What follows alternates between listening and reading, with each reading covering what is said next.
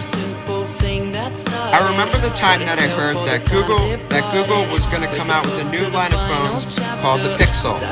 Right here on the screen, we have the original Google Pixel. It basically kind of looked like an iPhone. It had a really good camera, and it just overall was a great Google phone. What made it special was here's the back of the phone. First of all, it came in a shit ton of cool looking colors. It also had a great camera, which is why it got the name Pixel, because the camera also had a fingerprint sensor on the back, and it came in a nice feeling plastic. Then we had the Google Pixel 2, and also we had a Google Pixel. Here's the Google Pixel and then the Google Pixel XL, which is basically the bigger version of the Google Pixel 1. Then we have the Google Pixel 2, basically improving off of the camera. It also had an XL version, so basically a bigger version of the phone with a better camera. The camera was just fantastic, and it was overall a really great phone. It had a nice feel in the hands. The screen was beautiful and great, and overall it was a really nice phone. Then we had the Google Pixel 3, and by the way, the Google Pixel 3 alone, not even the XL version, just kept improving. And also it started looking more like an iPhone X. The Google Pixel was just improving on its own. It had a better display. First of all, the Google Pixel 3 had a better display than the Google Pixel 2. It was also more compact feeling in the hands, and the XL version looked more like an iPhone X, as I just said. And it overall had a really nice feel in the hands. But today we're going to be talking about the Google Pixel phones that nobody really cares about. I'm talking about the Google Pixel 4, the Google Pixel 4. We have right here, here's the 4A, but we're just looking to look at the 4. And we also had and here's the Google Pixel 4 right here. And we also had the Google Pixel 5 as well. Now, these phones right here, nobody talks about, and for a good reason. They're bad. Now, we're going to be explaining in this this video is not going to be insanely long. It's not going to be a 20-minute video. We're going to be going over briefly the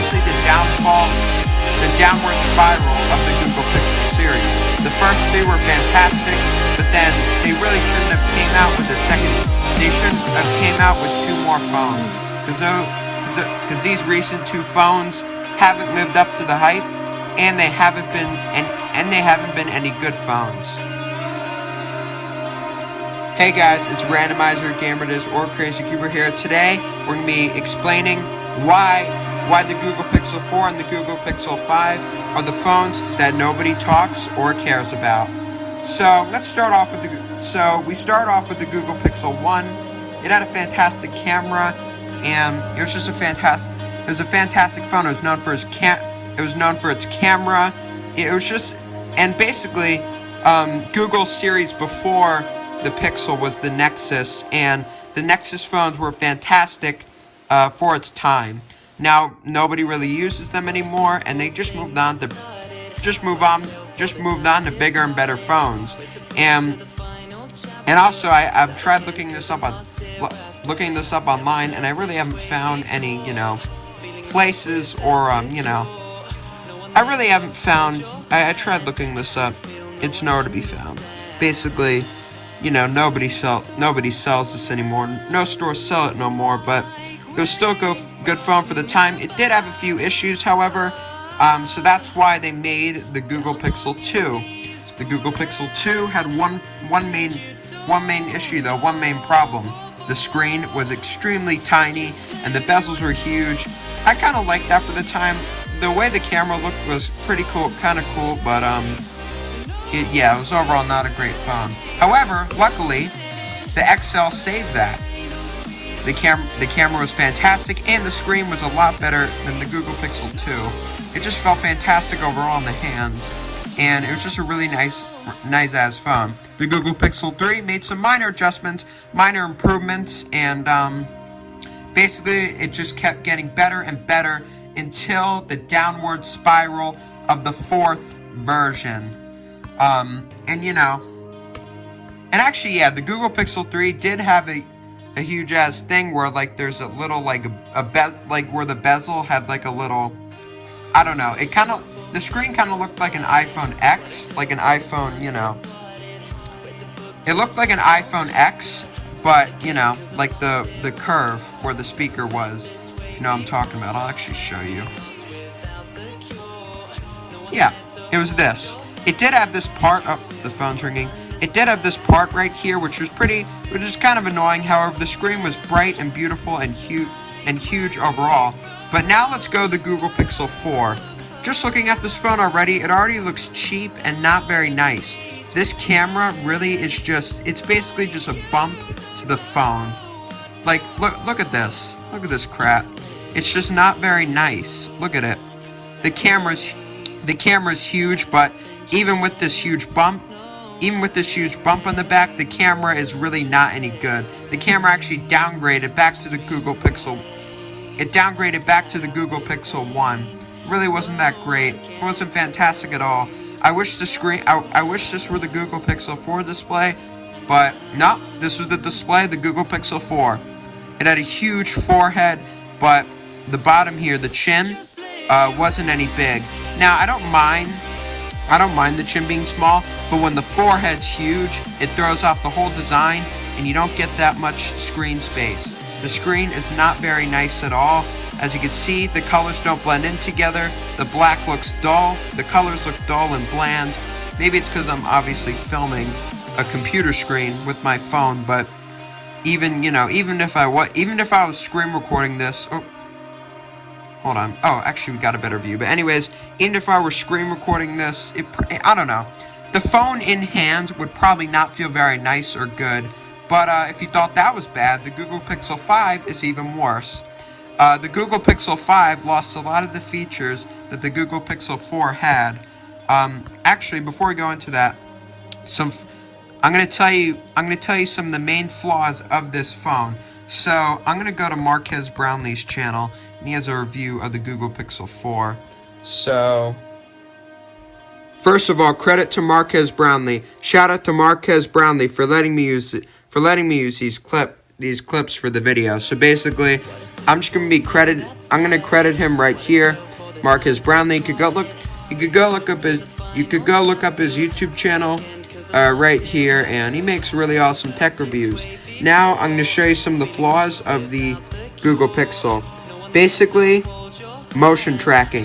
So you look right here, you basically use your hand to swipe across the screen. It's not any good. And that was one of their newest features, which means it was pretty much a bust. It's pretty much lame as usual, and you know, it's just not really fun. Not really fun to use, and just really bland and boring. And obviously the display, and with the crappy ass display right here, it just makes motion tracking even worse. Yet basically when you swipe with your hand, it just makes it less fun with the bad display, and it's just really not that good. It's really not good. Second of all, the second flaw with the Google Pixel 4 is the unlocking system. Basically, if you hover your hand over the phone, it literally automatically unlocks the phone. It's so fast that if you're trying to do this, and if another person's right there next to you, hold on, if I zoom back, hold on. Basically, if another person's right there or there, and the phone's unlocked, they could literally snatch your phone and steal it, and unlock all your personal information. Which means, you know, the unlocking system is not really secure and safe. It's not really safe at all. So I said the Google Pixel 4 was bad, but the Google Pixel 5 gets even worse. First of all, the camera hump is as big as ever and takes up way too much space on the phone, and it just looks ugly as well. The fingerprint reader is way too close. Is too close to. First of all, the phone feels too round and cheap. and the fingerprint sensor is way too close to the camera, which could result maybe in some minor ass injuries, like some minor cuts or nicks or bruises, but it's not really a big deal. It just feels uncomfortable, and it's just, and the fingerprint reader is really small overall. It loses the camera chip, which makes the camera so great.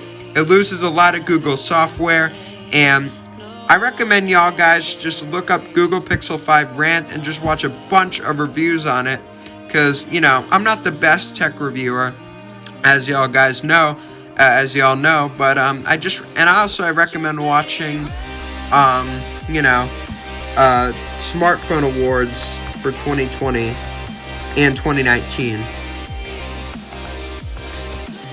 Smartphone Awards 2019, and that has the Google Pixel 4 on it, and then for 2020, it has the you know, and for 2020 it has the Google Pixel 5 on it, and for 2019 it has the Google Pixel 4 on it. Just watch these videos and just click on the videos. If you go to the description, I'll have timestamps of, you know, where the phones are located. Hint, hint. In the 2020 Smartphone Awards, the Google Pixel 5 could be found in the most improved section, even though it hasn't been improved at all. It actually got worse. And then in 2019, for the biggest bust of the year, if you click on the biggest bust of the year, the biggest bust of the year timestamp, you could find the Google Pixel 4, which is and as a result of these two phones being bad, the Google Pixel 4 is the bust of the year. So yes, as you can see right here, for all those reasons I just explained. Even you could see it, the cheap look on the back. You can't even see the fingerprint reader on the white one, like on the white phone. You can't even see the frickin' fingerprint reader on the outside, like even on the back. It's just, it looks very cheap looking, and, you know, for all those reasons I just explained, you know. And also Marques Brownlee explains the features and everything quite nicely in his review, and even explains it in the Bust of the Year category, which can be found in the description right here. You can see the timestamps right down here. Oh wait, no. Yeah, so right here you can see all the timestamps. And, you know, for all those reasons, that's why the Google Pixel was the bust of 2019. There was a runner-up, but I'm not going to go over that right now. The Google Pixel 5 was mentioned in the Smartphone Awards for 2020. It was mentioned in the Most Improved category, but it also didn't win any awards either. And it really wasn't, you know, it didn't win any awards for the Smartphone Awards. And it was just a really, you know, they're both really bad phones. And however, forget all that. And just forget everything I said. I might not know what I'm talking about, yes. But the main reason why these two phones have failed and are downgrades of the Google Pixel 1, 2, and 3 is because these are hardly Google phones. These were just phones made by Google. They don't have a Google feeling. There's no Google feeling. The first three versions were known for their cameras and their nice feeling backs and their very premium look to them. And also, they had budget versions to them as well. Like the Google Pixel 3 had a budget version to it as well, called the 3A, and I think the 3A XL or the 3A Mini. But they're basically budget versions. Same with the Google Pixel 4 and 5. But I don't really know about them. I don't even care. But all I'm saying is Google Pixel. But mainly what I'm saying is Google Pixel 1, 2, and 3 were known for something. The Google Pixel 4 removed the nice feeling back and just, you know, developed a cheap ass look, and as a result, it lost many of the features of a good Google phone. It got a worse screen.